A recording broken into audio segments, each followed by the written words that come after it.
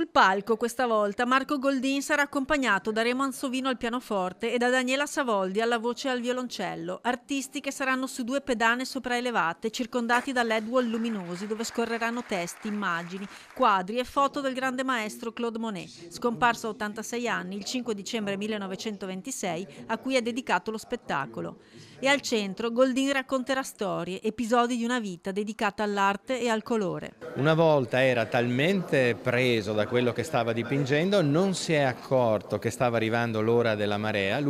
si era fatto calare con delle funi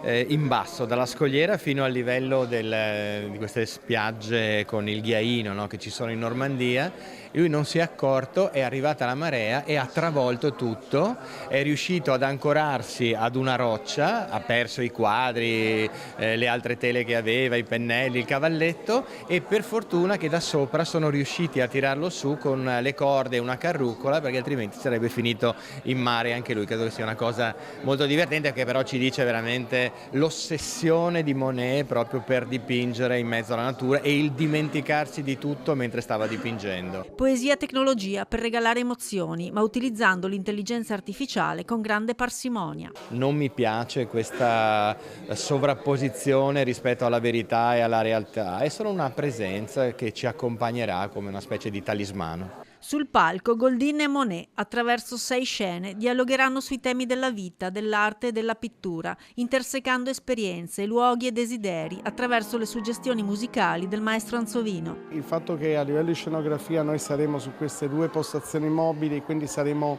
invisibili e visibili attraverso delle macchine rotanti,